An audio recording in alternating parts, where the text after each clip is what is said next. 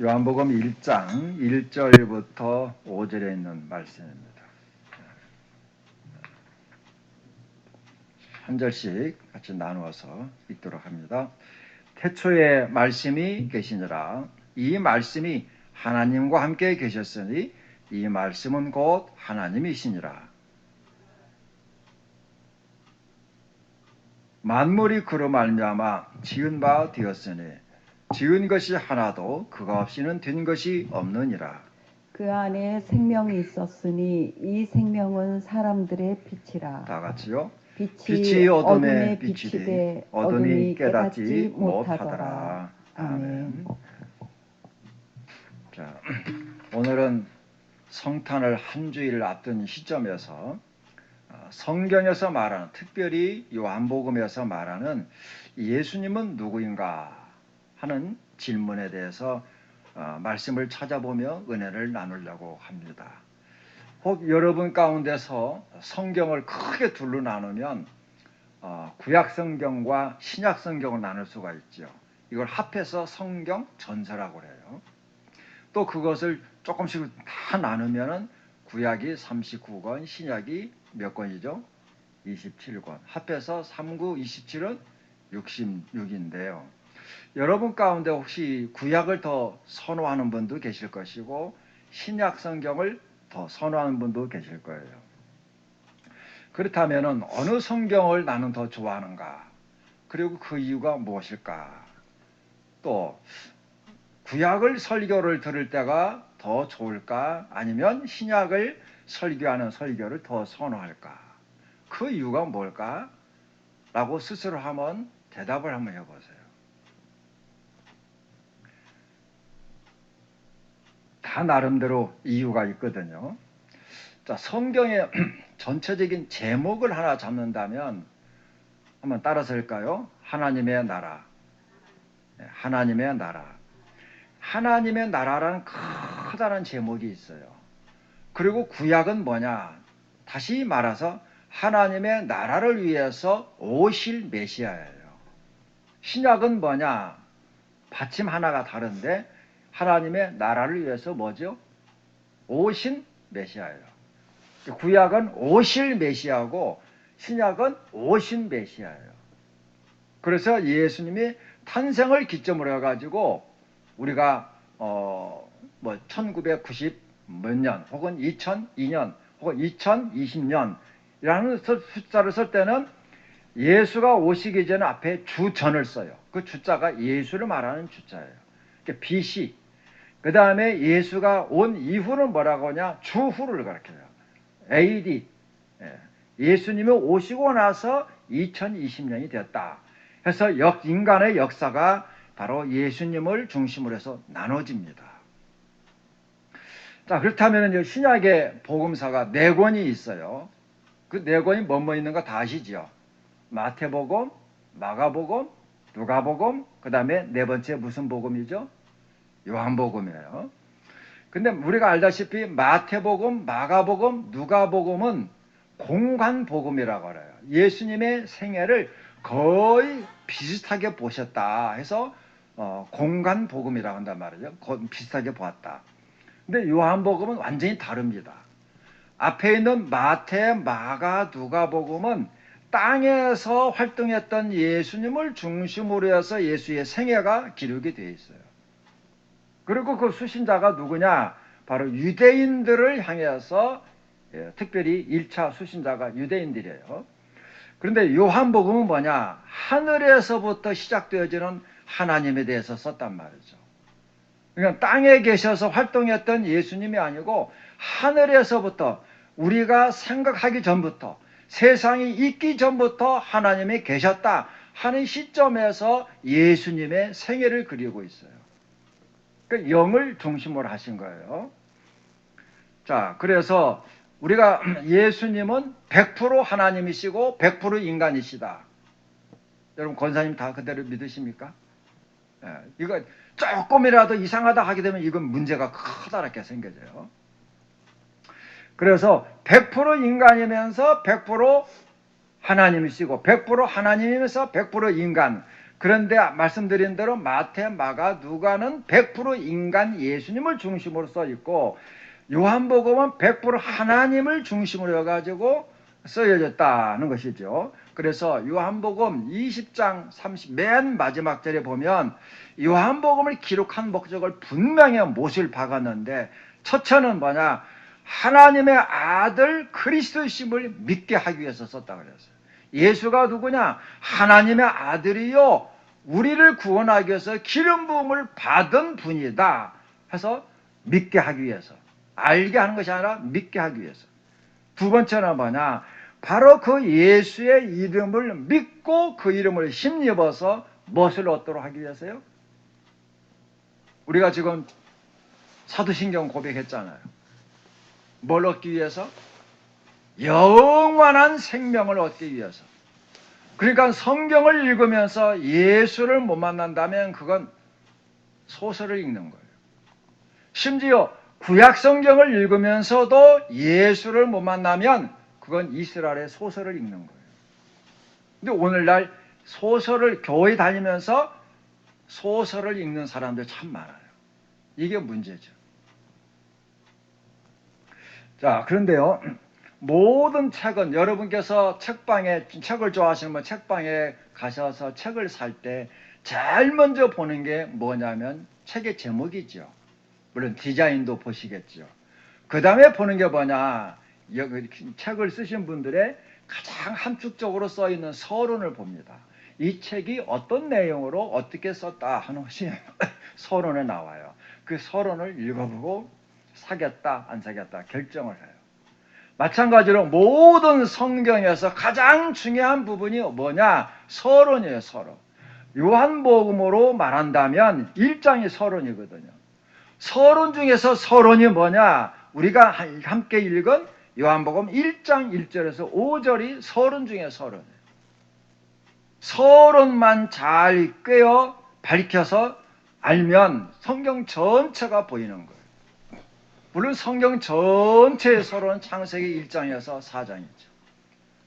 그래서 제가 시간만 기회가 되지만 창세기를 계속 여러분에게 말씀을 통해서 은혜를 나눈 이유가 거기 있어요. 서론만 여러분이 잘 맥을 짚으면 성경 전체가 보인다. 자, 요한복음은요, 누구를 위해 썼느냐? 여러분 잘 아다시피 지금 말하면 그리스예요. 헬라 지역에 유대인들이 여러 나라에 흩어져 살았는데 특별히 헬라 지역에서 살고 있었어요. 그 당시에 예수님 당시에 헬라 사람들은 뭐냐? 이방인 취급을 받는, 개 취급을 받았던 이방인들인데 이 유대인들이 봤을 때 이방인들은 아주 어리석다고 그랬어요. 왜냐? 하나님을 믿지 않고 자기들의 머리를 믿었던 사람이에요. 지식을 굉장히 중요시 여겼어요. 성경을 보더라도 믿는 것이 아니고 성경을 얼마만큼 아느냐에 따라서 천국에 갈 수 있고 성경으로 보면 지옥에 간다. 이러한 잘못되어지는 신념을 가지고 있었어요. 그래서 바로 이 지역에서 세상에서 최고의 학문이라는 철학이 나왔어요. 그런데 철학은 사도 바울로 말한다면 철학은 아주 질이 낮은 학문이다. 그렇게 같이 평가를 했잖아요. 그래서 이들에게 복음을 전하기는 전해야 되겠는데 어떻게 전해야 되냐? 예를 들어서 대학에서 연구하는 교수들한테 여러분이 예수를 전하는 복음하고 복음의 내용은 똑같지만 전하는 방법하고 세상의 지식이 조금 부족한 사람들한테 예수를 전하는 방법이 같아야 되겠어요? 달라야 되겠어요? 이봉성 권사님 수고를 많이 하시는 한 분 한 분 제가 이름을 좀 암기하려고. 자, 같아야 되겠어요? 달라야 되겠어요? 달라야 돼요.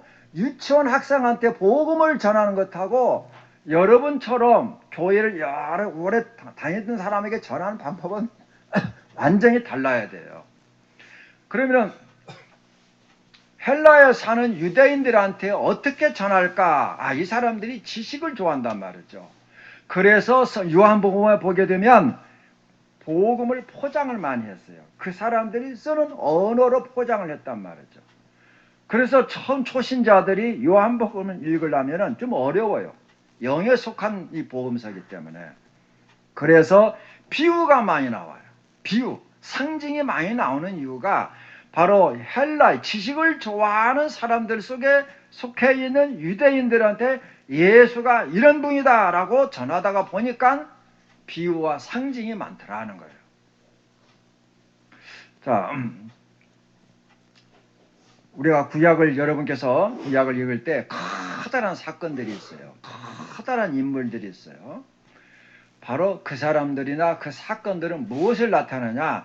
장차 오실 예수에 대한 상징적인 인물들이다 이렇게 보는 거예요. 노아가 그렇지요. 여러분 잘 아는 모세가 그렇지요. 엘리야가 그렇죠. 많은 예언자들이 어떤 사건들이나 인물들은 다 예수를 보여주는 그림자들이다. 그림자. 그 여러분께서는 그림자를 쫓아다니면서 믿겠어요? 진짜가 나타나면 진짜한테 오겠어요?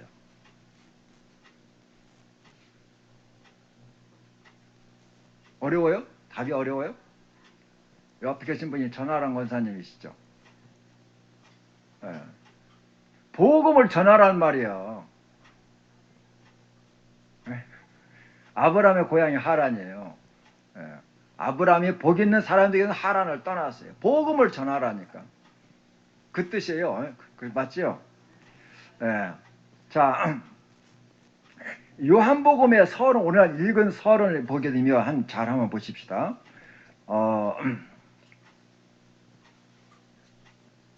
4절을 보시면 그 안에 생명이 있었다. 여기서 말하는 그는 누굴 말해요? 예수를 가리키는 거예요. 예수 안에 뭐가 있었다? 생명이 있었다. 그래서 예수는 누구다? 생명이다는 거예요. 생명. 그 다음에 5절에 보면은 빛이 있었다. 4절, 5절에 보면 빛이 있잖아요. 빛. 이 빛이 태양을 말하는 빛이 아니라 예수를 말하는 또 다른 상징이란 말이죠. 그러니까 예수는 누구냐? 예수는 한번 따라하십시오. 예수는 빛이요, 생명이요, 사랑이다. 요한복음 서론에서 사랑이라는 단어는 안 나와요. 그러나 이 하나님이 인간의 몸을 입고 오는 자체가 사랑이고 예수님의 삶의 모든 행적이 사랑이란 말이죠. 그래서 요한복음을 보게 되면 빛이라는 단어가, 예수님은 빛이요 이라는 단어가 23번이 나와요. 그 다음에 예수는 생명이다. 직접 나는 생명이다. 내가 너의 생명의 떡이다 하면서 직접적으로 말씀하셨던 것이 54번이 나와요. 오래된 사극을 보게 되면 왕이 내가 말을 하지 않아요. 지문 그렇게 말해요. 예수님도 인자는 그렇게 말씀하십니다. 내가 하는 것도 있지만 인자는, 예수님이 인자는 말할 때는 대단히 중요한 메시지가 나올 때예요. 그러니까 왕도 모든 국민들한테 어떤 담화문을 발표할 때 지문하면서 아주 위험 있는 용어가 나오는 거예요. 또 그 다음에 사랑이라는 단어가 요한복음에만 60번이 나와요.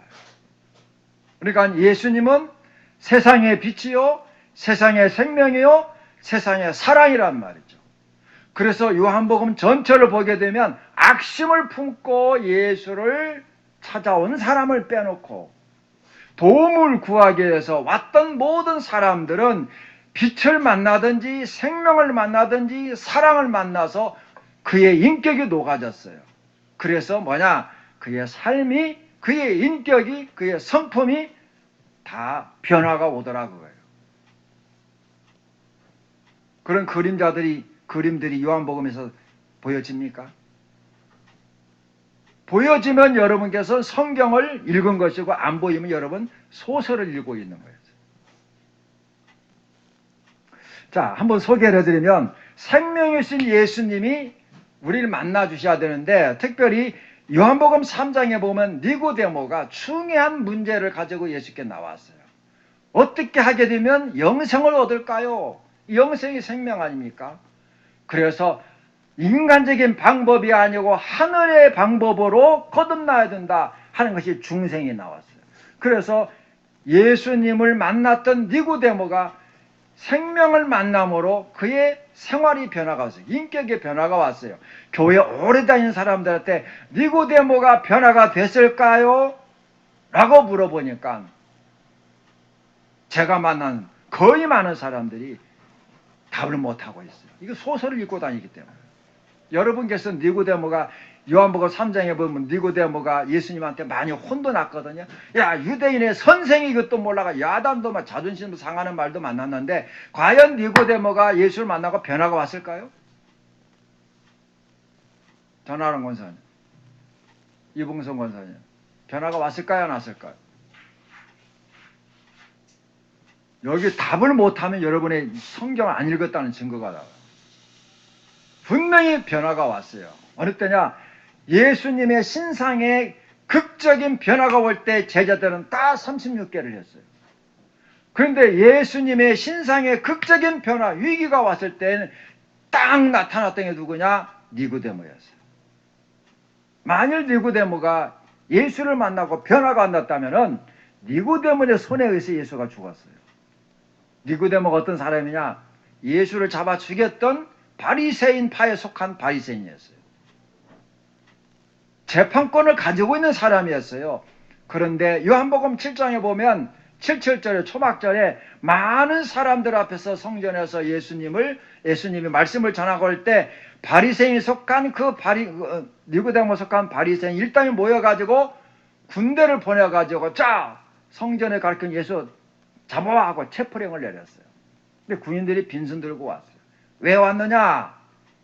지금까지 그렇게 훌륭한 강의를 하는 사람이 없는데 어떻게 우리 손으로 그 위대한 분을 잡아오겠습니까? 했을 때 막 논쟁이 일어났어요. 그때 잘못하면 예수님께서 아주 위험한 순간을 맞이할 수밖에 없었어요. 그때 성경에 보니까 똑같은 이름들이 많이 나와서 그런지 전에 밤에 나왔던 니고데모가 일어서서 가라사대 말았어요. 요한복음 3장에 니고데모란 것을 분명히 가리키는 거예요.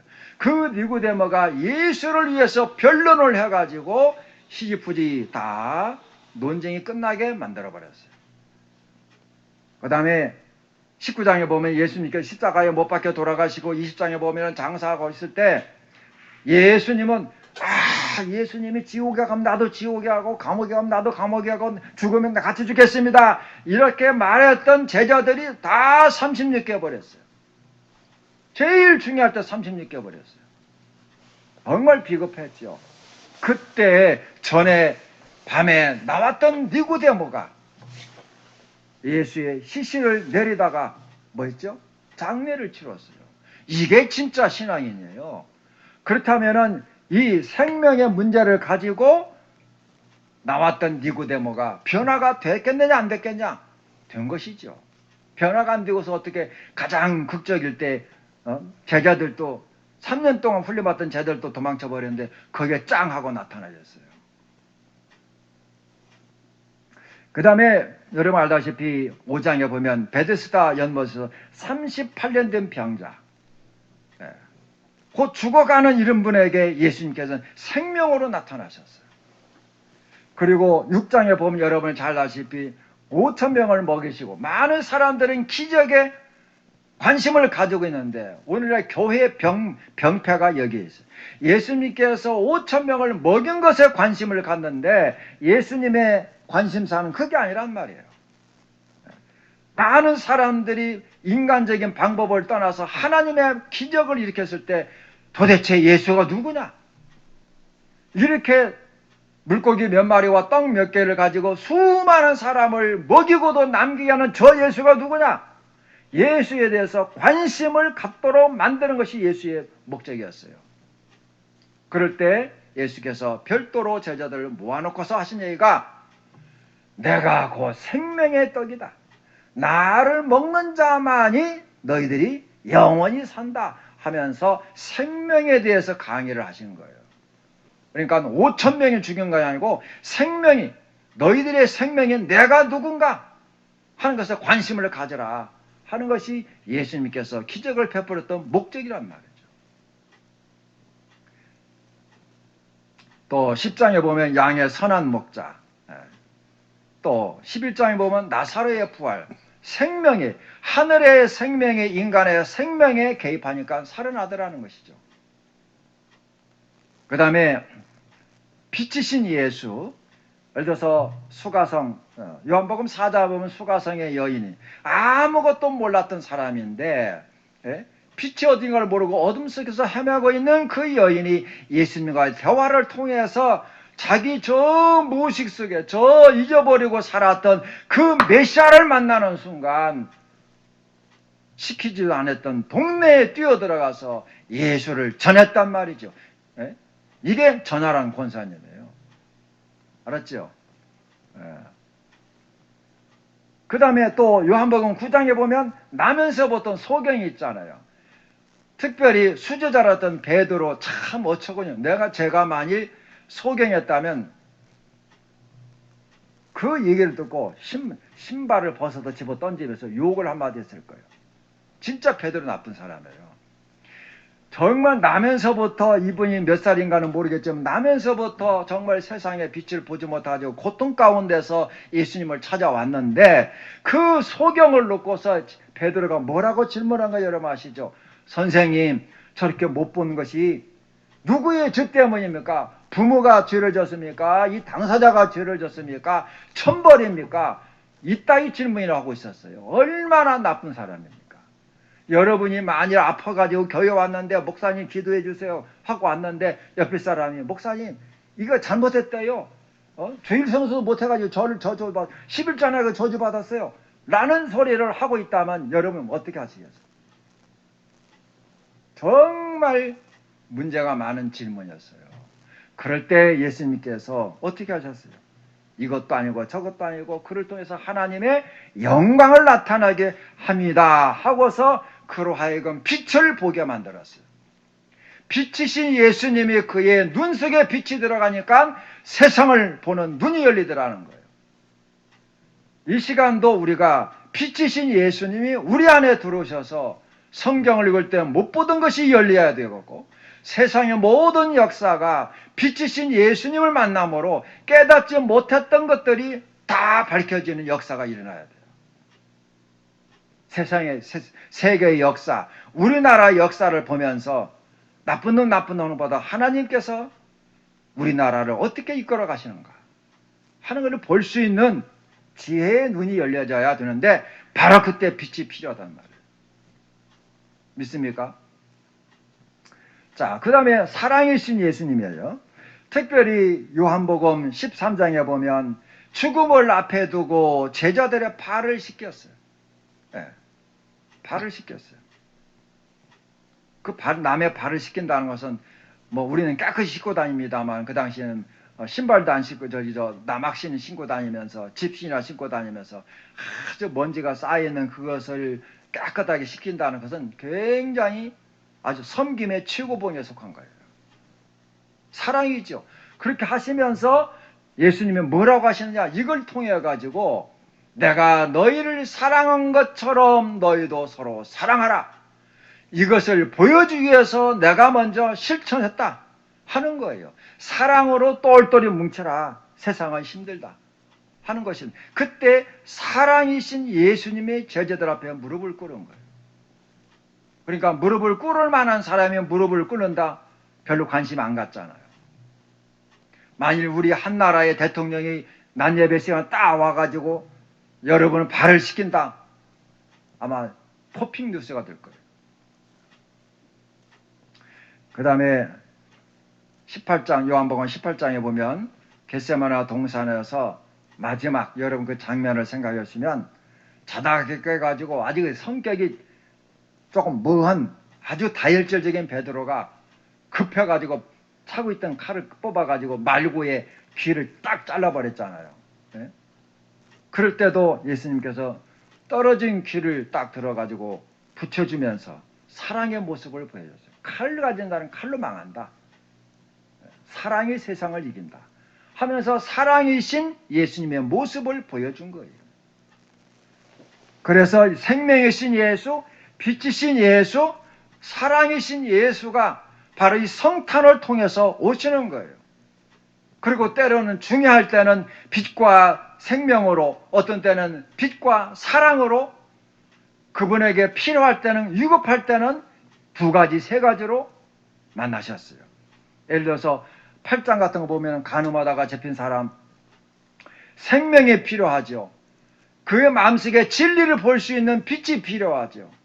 많은 사람이 죽이려고 할 때 사랑으로서 그를 안싸워 주시죠. 그래서 이 귀한 생명 하나를 살리기 위해서 그에게 필요한 모든 것으로 동원해서 그를 만나시고 있는 걸 보았어요. 그런데 성경 마지막 부분에 가게 되면 이러한 생명은 무시를 당하고 또 빛은 거부를 당하고 생명은 버림을 당해요. 이게 십자가 사건이에요. 예수님은 우리를 사랑하시고 구원하기 위해서 생명과 빛과 사랑으로 오셨지만은 무시를 당하고 거부를 당하고 버림을 받으면서 결국은 십자가에 달리신 거예요.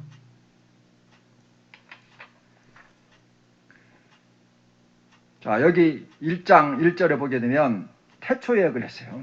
여러분이 성경을 읽다가 요한복음 1장 1절에도 태초가 나오고 창세기 1장 1절에도 태초가 나와요. 글자는 똑같지만 어떠한 태초가 더 빠르겠어요? 창세기에 나오는 태초가 더 빨라요? 요한복음 1장 1절에 나오는 태초가 더 빠르겠어요?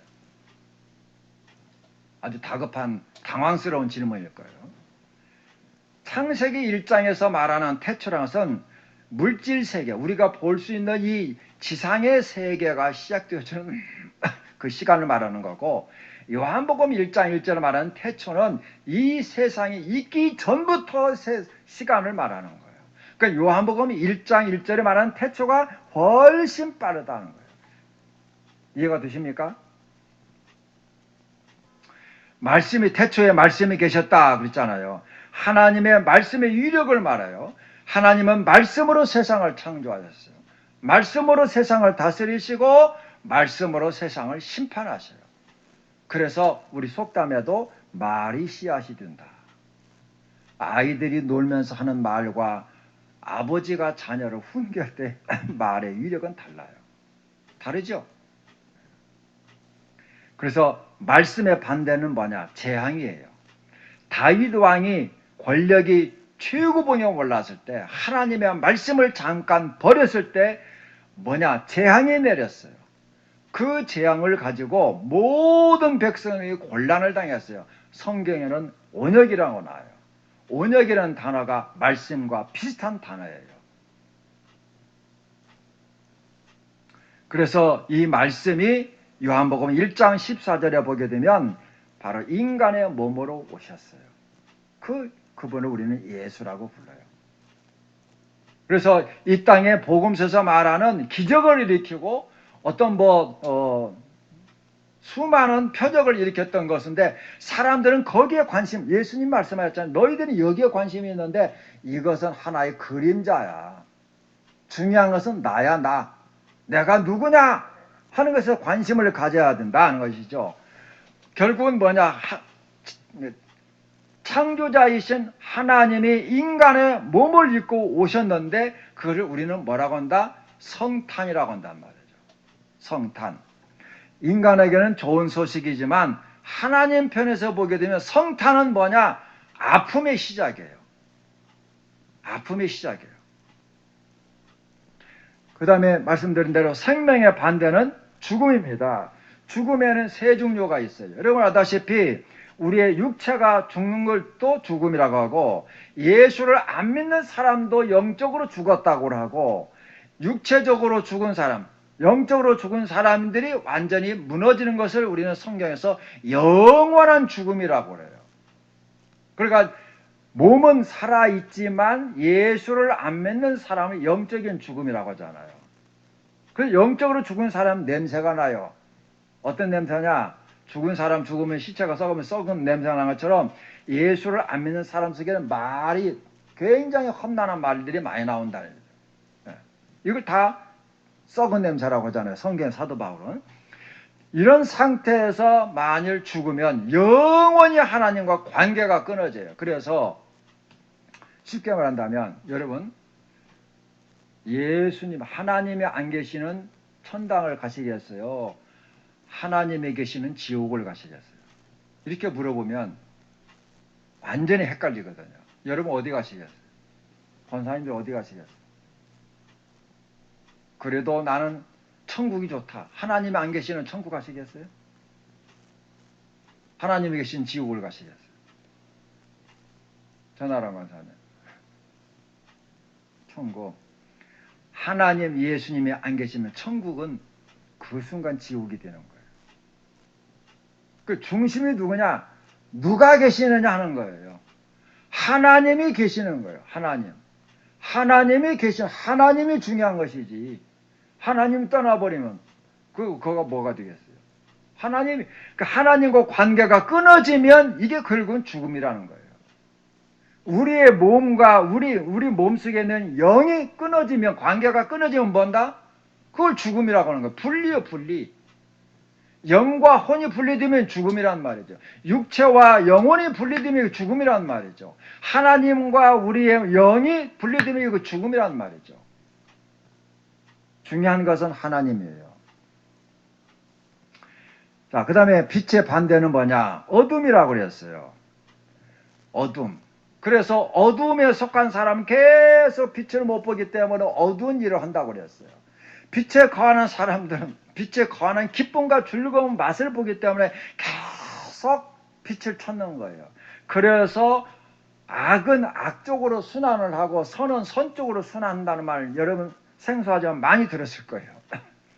그래서 어둠은 어둠 쪽으로 계속 흘러가고 밝음은 밝은 쪽으로 흘러가는 거예요. 이해가 되십니까? 그렇다면 예수님이 왜 오셨느냐? 초신자들이 물어보면 뭐라고 하시겠어요?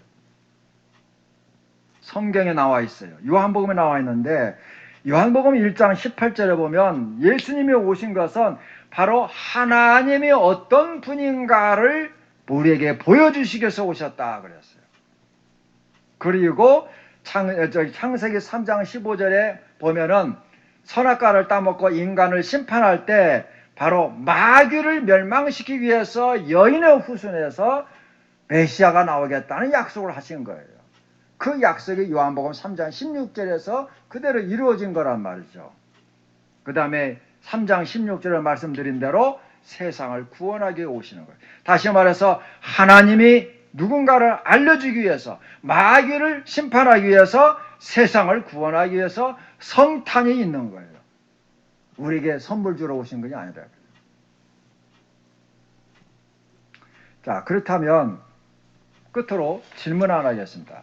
여러분에게 바로 예수님이 여러분을 만나러 오신다 한다면 어떤 선물을 가지고 오시는 게 낫겠어요? 지금까지 설명드린 대로 빛으로서의 예수님이 여러분을 만나시길 원해요? 아니면 생명으로서 예수가 여러분을 만나시길 원해요? 아니면 사랑으로서 예수님이 여러분을 만나시길 원해요? 어떤 예수님이 여러분이 어떤 선물을 가져오시길 원해요?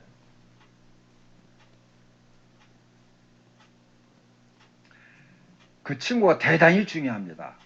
아브라함을 만나실 때 보면 99세 때 나는 전능한 하나님이다. 전능한 하나님께서 그 말씀을 하셨고 내년 이맘때 너에게 아들이 있을 거라 말씀할 때 전능이라는 단어를 가지고 오셨어요. 요한계시록 7 보게 되면 7개가 나오는데 각 교회마다 예수님이 만나는 칭호가 다 달랐어요. 교회 형편에 따라서 칭호가 달랐어요. 에베소 교회는 오른손에 7별과 7 금촛대 사이를 다니시는 예수님. 서머나 교회는 처음이요 마지막이요 죽었다가 살아나신 예수님. 버가모 교회는 좌우에 날성검을 가지신 예수님. 두아데라 교회는 눈이 불꽃 같고 발이 빛난 주석과 같은 예수님. 각 교회마다 여러분의 형편에 맞게 예수님이 선물을 가져오신단 말이죠. 그렇다면 이번 성탄은 여러분께서 어떤 칭호로 예수님이 만나주시기 원하냐, 그걸 여러분께서 그림을 그리셔야 돼요. 해마다 되풀이해야 하는 성탄이 아니고 남을 위해서 봉사하는 것도 중요하지만 예수님 이번 성탄은 나에게 생명이 필요합니다. 나에게 빛이 필요합니다. 사랑이 필요합니다. 사랑으로 오세요. 생명으로 오세요. 빛으로서 오세요. 라고 여러분께서 초청을 하셔야 돼요. 어떤 선물을 가지고 갈까라고 예수님이 기다려요. 상상해 보세요. 그리고 기도 가운데 상상하시고 초청을 하세요. 예수님, 왜 나는 이게 필요한 줄 아십니까? 그래서 나는 예수님이 이걸로 저를 만나 주셨으면 좋겠습니다 하고 초청을 하세요.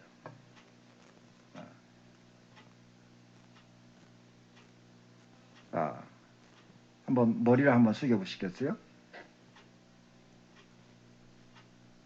조용히 한번 명상을 해보세요. 제가 드린 말씀대로 예수님은 우리의 빛이시고 생명이고 사랑이시죠. 성경에 보면은 꼭 필요한 대로 예수님이 만나 주셨어요. 한 주 남은 성탄을 앞에 두고 여러분에게 묻고 계세요. 내가 너에게 어떠한 예수로 만나 주시기 원하느냐? 빛이냐, 생명이냐, 사랑이냐? 생각해 보세요. 그리고 그 예수님을 이 시간 초청하시길 바랍니다.